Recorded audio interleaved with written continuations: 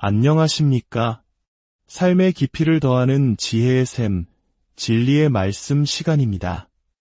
우리는 똑똑한 사람, 유능한 사람은 많이 만나지만 지혜로운 사람을 만나는 것은 참으로 어려운 시대를 살아가고 있습니다. 수많은 지식과 정보가 넘쳐나지만 우리의 영혼은 여전히 목말라하고 삶의 방향을 잃고 방황하기도 합니다.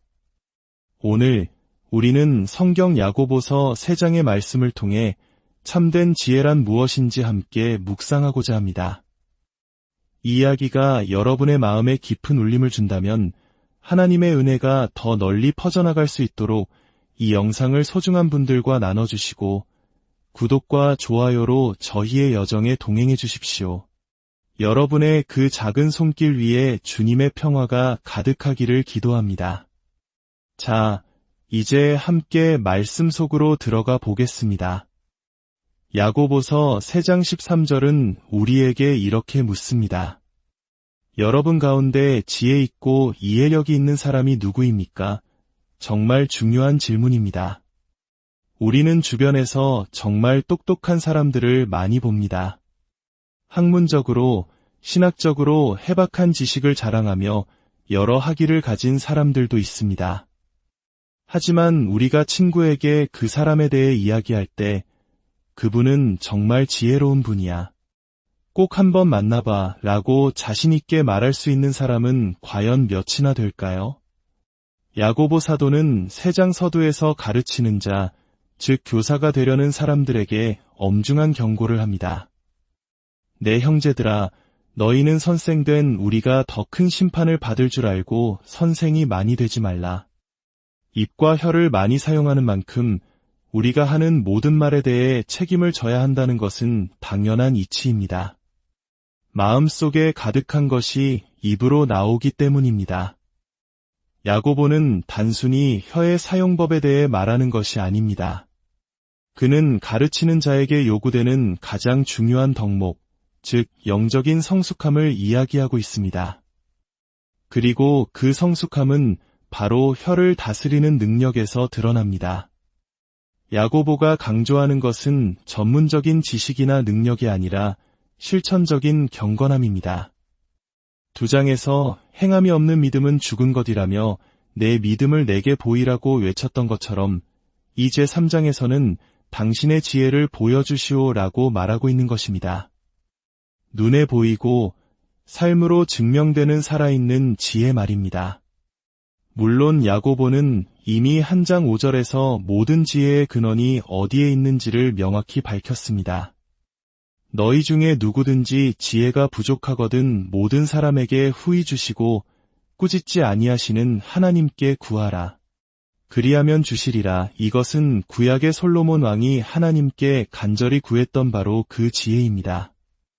하나님께서는 그의 간구를 기쁘게 여기시고 그에게 지혜를 선물하셨습니다.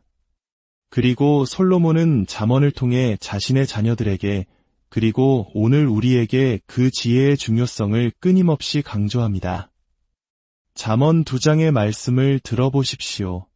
내 아들아, 내가 만일 나의 말을 받으며 나의 계명을 내게 간직하며 내 귀를 지혜에 기울이며 내 마음을 명철에 두며 지식을 불러 구하며 명철을 얻으려고 소리를 높이며 은을 구하는 것 같이 그것을 구하며 감추어진 보배를 찾는 것 같이 그것을 찾는다면 그때에야 너는 주님을 경외하는 법을 깨닫고 하나님을 아는 지식을 얻게 될 것이다. 주님께서 지혜를 주시고 지식과 명철은 그분의 입에서 나오기 때문이다. 이것이 바로 야고보가 말하는 지혜의 대전제입니다. 주님을 경외하는 것, 그것이 지혜의 시작입니다. 그런데 잠시 멈추어 우리가 살고 있는 이 시대를 돌아볼 필요가 있습니다.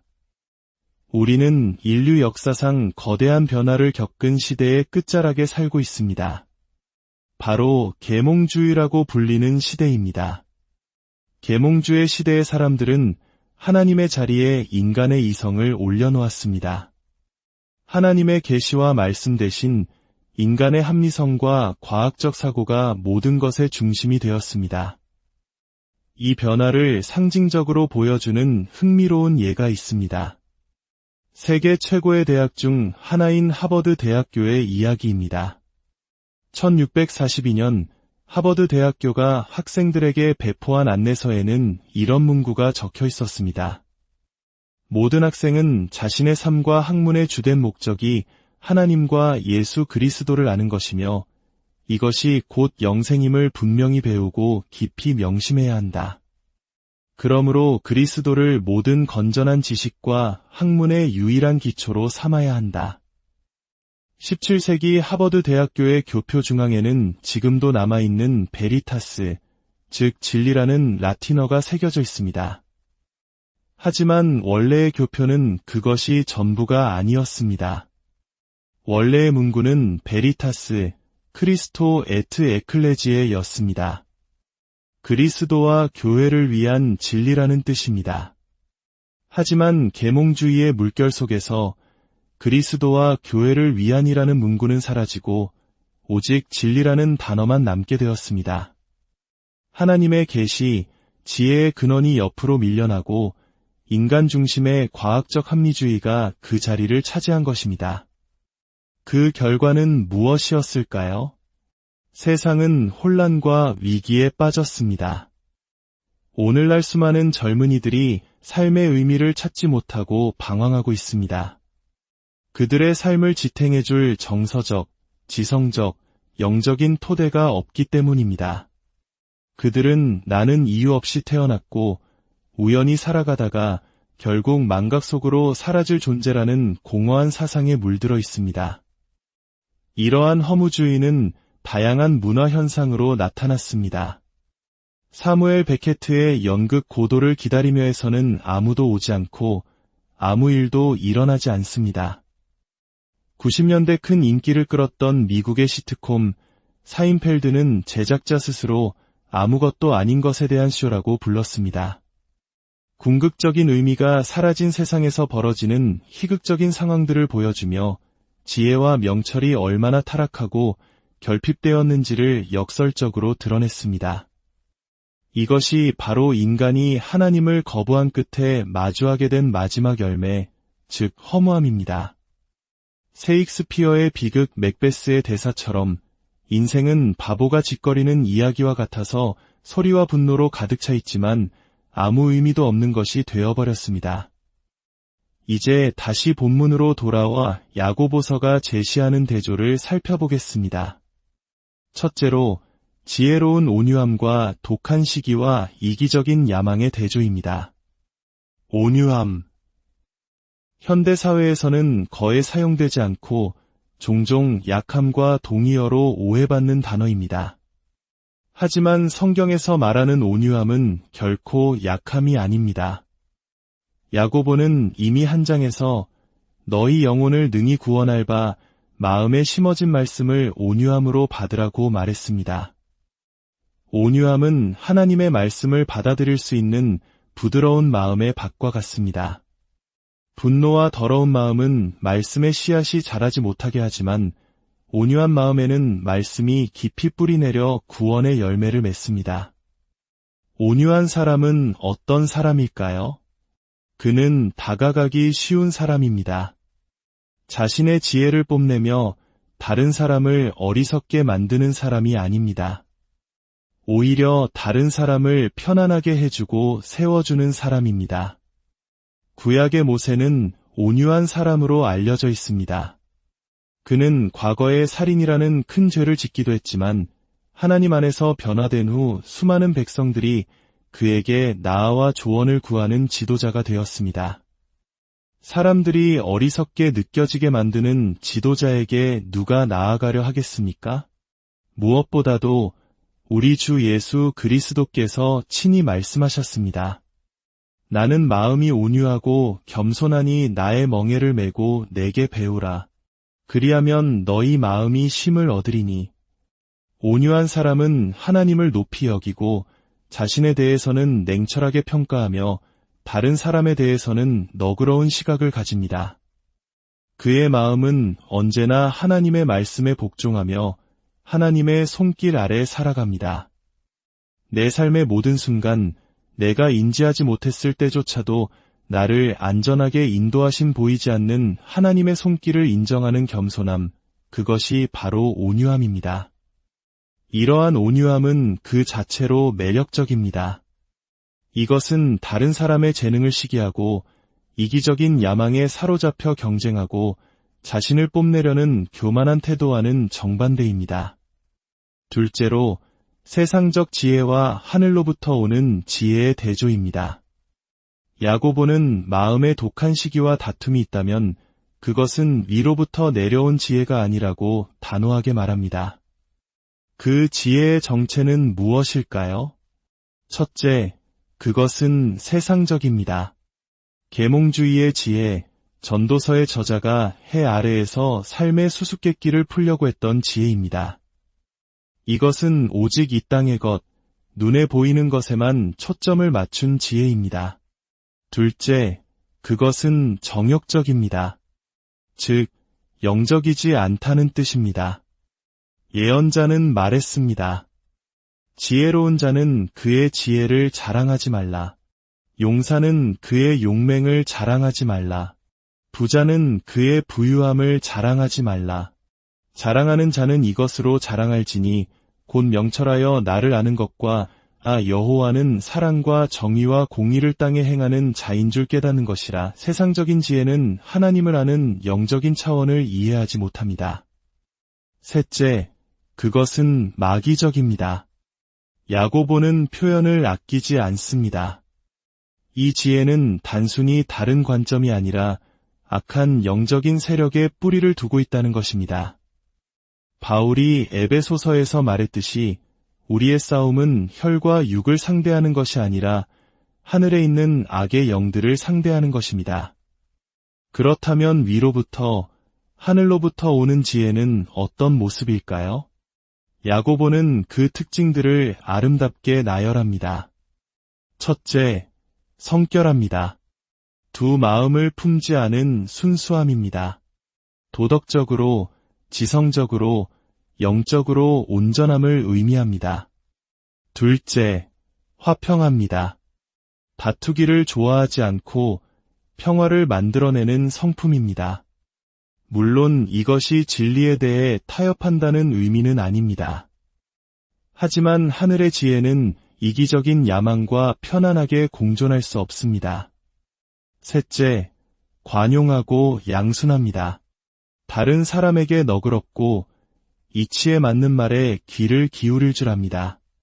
고집스럽지 않고 다른 사람의 의견을 경청하고 설득될 줄 아는 유연한 마음입니다. 넷째, 긍휼과 선한 열매가 가득합니다. 사람을 차별하지 않는 보편적인 긍휼, 모든 사람을 품는 자비의 마음입니다. 이것은 교만했던 바리새인 사울을 변화시킨 바로 그 은혜입니다. 그는 율법으로는 흠이 없는 사람이었지만 스데반의 순교 장면 앞에서 자신이 갖지 못한 영적인 평안과 확신을 보았을 것입니다. 그리고 다메섹으로 가는 길에서 부활하신 예수님을 만난 후 그의 삶은 아름답고 선한 열매를 맺는 인생으로 완전히 바뀌었습니다. 선한 열매는 매력적입니다. 잘 익은 과일이 우리의 눈과 입을 즐겁게 하듯 하늘의 지혜를 가진 사람은 주변의 생기와 기쁨을 더해주는 사람입니다. 다섯째, 편견과 거짓이 없습니다. 진실하며 위선이 없습니다. 다른 사람에게 자신이 실제보다 더 나은 사람처럼 보이려고 애쓰지 않습니다. 왜냐하면 우리는 예수 그리스도의 의로움 안에서 하나님 앞에 있는 모습 그대로 받아들여졌기 때문입니다. 우리는 더 이상 다른 사람 앞에서 똑똑한 척, 거룩한 척 할 필요가 없습니다. 나의 가장 좋은 날에도 나는 무익한 종일 뿐이며 오직 예수 그리스도가 나의 모든 것 되십니다. 라고 고백할 수 있는 자유를 얻은 것입니다. 예수님의 형제였던 야고보는 지금 누구를 묘사하고 있는 것일까요? 그렇습니다. 바로 그의 형, 나사렛 예수입니다. 예수님이야말로 하늘로부터 온 지혜의 완벽한 실체이십니다. 마지막으로 이 두 가지 지혜는 완전히 다른 결과를 낳습니다. 아래로부터 오는 지혜의 결과는 16절에 나옵니다. 시기와 다툼이 있는 곳에는 혼란과 모든 악한 일이 있음이라. 불안정, 혼돈, 사회의 붕괴입니다. 하나님을 우리 삶의 중심에서 제거했을 때 우리 사회의 이혼, 자살, 폭력 범죄, 가정 해체와 같은 고통이 얼마나 깊어졌는지 우리는 목격하고 있습니다. 모든 것이 상대적이라고 말하는 포스트 모더니즘의 공허함 속에서 사회는 길을 잃었습니다. 반면에 위로부터 오는 지혜의 열매는 무엇입니까? 18절은 말합니다. 화평하게 하는 자들은 화평으로 심어 위의 열매를 거두느니라. 그것은 바로 위의 열매입니다. 올바른 것을 행하고 올바른 방식으로 살아가는 삶입니다. 이것은 살롬, 즉 평강 속에서 심겨지고 살롬을 만드는 사람들에 의해 거두어집니다. 사랑하는 젊은이 여러분, 여러분이 어떤 친구를 사귀는지는 정말 중요합니다. 함께 있으면 선해지기 쉬운 사람이 있고 함께 있으면 악해지기 쉬운 사람이 있습니다. 여러분의 삶을 평강과 위의 열매로 이끌어줄 지혜로운 동행을 신중하게 선택하십시오. 하나님의 지혜 안에서 세상은 자신의 지혜로 하나님을 알지 못했습니다. 그래서 하나님께서는 어리석어 보이는 전도의 방법으로 믿는 자들을 구원하기를 기뻐하셨습니다. 우리가 전하는 이 복음은 세상 사람들에게는 어리석게 들릴지 모릅니다. 때로는 우리 자신조차 내가 왜 이것을 믿고 있는가? 라고 자문할 때도 있을 것입니다. 하지만 기억하십시오. 이 혼란하고 분열된 세상, 경제적으로, 인종적으로 깨어진 이 시대 속에서 인간 영혼의 깊은 갈망에 대한 유일한 해답은 오직 주 예수 그리스도의 지혜 안에서만 발견될 수 있습니다. 그리스도 자신이 바로 하나님의 지혜여 하나님의 지식이시기 때문입니다. 사랑하는 여러분, 여러분 앞에는 아직 펼쳐지지 않은 인생의 활주로가 길게 놓여 있습니다. 믿음의 선한 싸움을 싸우며 그리스도 안에 거하며 그분이 주시는 하늘의 지혜를 붙드십시오. 여러분이 바로 이 시대에 살롬을 심고 위의 열매를 거두는 사람들이 되기를 간절히 소망합니다. 함께 기도하겠습니다. 사랑의 하나님 아버지, 저희에게 성경 말씀을 주심에 감사드립니다. 오늘 들은 이 말씀들이 정말 그러한가 상고하며 진리 위에 굳게 서게 하옵소서. 우리가 혼자 캠퍼스를 거닐 때, 홀로 차를 운전할 때, 슬픔과 외로움에 잠길 때 주 예수 그리스도께서 우리에게 필요한 모든 것보다 더 크신 분임을 발견하게 하옵소서. 우리를 살롬을 만드는 사람들로 사용하여 주시고 주 예수 그리스도의 평강이 우리의 마음과 생각을 지켜 주시옵소서. 우리 주 예수 그리스도의 이름으로 기도드립니다. 아멘. 하나님의 말씀이 여러분의 삶에 살아 움직이는 능력이 되기를 소망하며 진리의 말씀 다음 시간에 다시 찾아뵙겠습니다.